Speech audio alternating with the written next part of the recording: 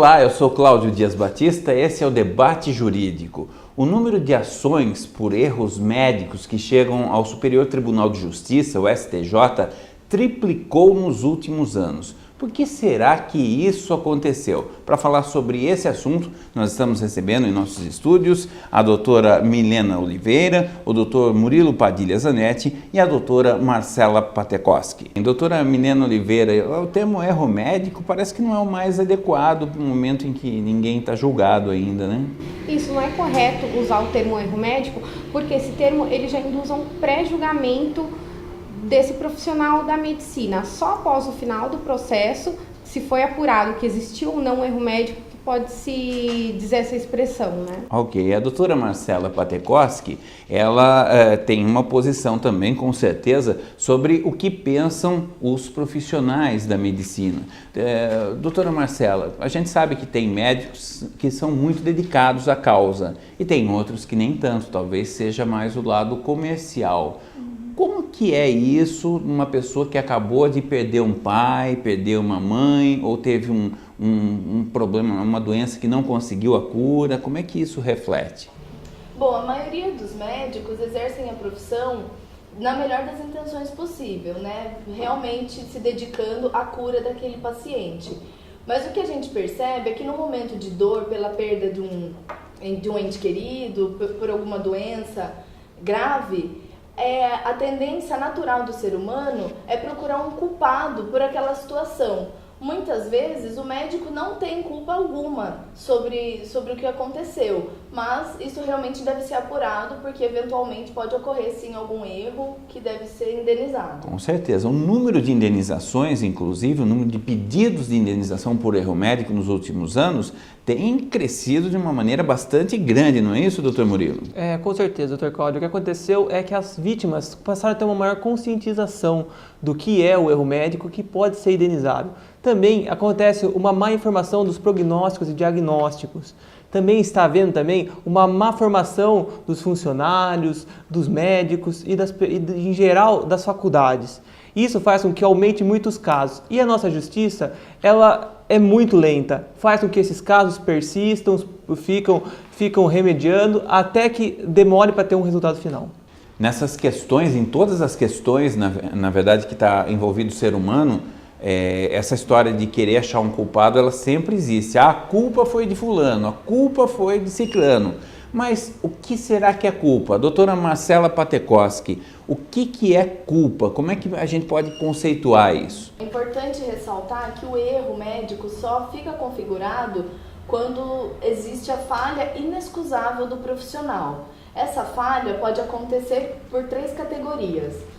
Pela negligência, que é a falta de zelo, falta de cuidado no procedimento, no tratamento. Para a gente simplificar, a pessoa sabe fazer, mas não está nem aí. Isso, não toma os cuidados necessários. Okay. Ou também pela imperícia, que é a falta de técnica, ou seja, a pessoa faz sem saber o que está fazendo. Pode até estar com uma maior boa vontade, mas não tem perícia, não sabe fazer. Isso. Ou também pela imprudência, que é quando o médico sabe o que está fazendo, mas ele assume o risco de causar algum dano, alguma doença, algum prejuízo ao paciente. É quando uma pessoa está lá, ela está arrumando um aparelho, por exemplo, vamos esquecer da medicina, está arrumando um aparelho, aí ele fala, se eu ligar no 220 pode queimar. Não, eu vou ligar porque eu posso correr o risco. Exatamente. E queima o aparelho, aí fica com aquela cara. Assume o risco e pode causar um prejuízo. Tá certo. Essa questão da responsabilidade, eu vou voltar agora a falar com o doutor Murilo Padilha Zanetti, sobre uma tese que agora vem chegando aos tribunais, que é a tese da chance perdida. O que é isso, doutor Murilo? Então, doutor, é uma tese que surgiu na França, já tem há um bom tempo, já desde a década de 60 vem surgindo essa tese. O que quer dizer? É que o paciente perdeu uma chance por não ter o funcionário, o médico, ter usado todos os meios possíveis para que ele encontrasse a cura. Essa chance perdida, se configurada, ela pode ser indenizada. Ok. O senhor pode dar um exemplo, assim, de uma coisa mais clara para nós entendermos? Sim, vamos dizer assim que o rapaz está doente e o médico ele insiste naquele diagnóstico e não estende a visão para todos os meios que ele poderia seguir para que conseguisse chegar até a cura. Ele fica naquele mesmo diagnóstico parado enquanto o paciente está perecendo. Um exemplo simples foi lá o médico detectou que era virose, né? E aí vai de novo, é virose. Terceira vez é virose. E o paciente morre de virose. Não foi virose que ele morreu. É um caso muito comum até nos dias de hoje. Uma pergunta que você deve estar fazendo em casa agora é: será que se eu contratar um médico, ele tem a obrigação de me entregar aquilo resolvido? Por exemplo, eu tenho uma artrite, eu vou no médico, dentro de alguns meses, 1 ano, 2 anos, eu tenho que ter aquilo resolvido? É essa pergunta que eu faço aqui para a doutora Milena Oliveira. Doutora Milena, o médico tem a obrigação de resolver essa situação ou não? Bom, a atividade médica é uma atividade de meio, salvo em algumas exceções, que é uma atividade de resultado. Eu vou dar um exemplo da atividade de resultado, onde o médico ele tem sim a obrigação de dar o resultado, que seria em exame de gravidez, exames de HIV, em cirurgia plástica. O cliente vai lá e o paciente vai lá e ele tem que ter aquele resultado esperado. Dizer, vai fazer uma cirurgia plástica e sai pior do que estava esperando. Isso, não pode. Existe o comprometimento do resultado, né? Se a pessoa vai lá para fazer uma plástica no nariz, ela quer daquele jeito, realmente o médico o resultado tem que ser aquele esperado pelo paciente. Ok, e o que a regra é o meio, é ele fazer o melhor possível, é isso? Isso, ele tem que ser diligente,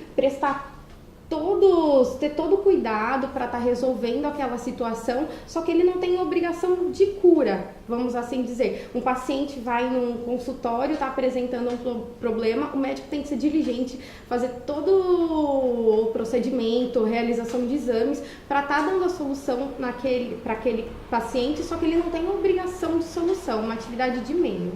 E tem pessoas que entram num hospital, por exemplo, entram lá pagando particular, ela dá aquele cheque calção que eu já vi falar, não, cheque calção a gente não aceita, é cheque depósito aqui, é a mesma coisa, né? E aí a pessoa vai para a UTI, era uma coisa simples, está na UTI. A família não tem condições de pagar aquele valor da UTI. E aí falam, olha, eu quero transferir para o SUS. O que o hospital fala? Não pode, você não pode transferir para o SUS porque você entrou particular. É sobre isso que eu vou falar aqui com o Dr. Murilo Padilha Zanetti para saber a opinião dele. Dr. Murilo, a pessoa entrou pelo particular, ela tem direito de mudar para o SUS?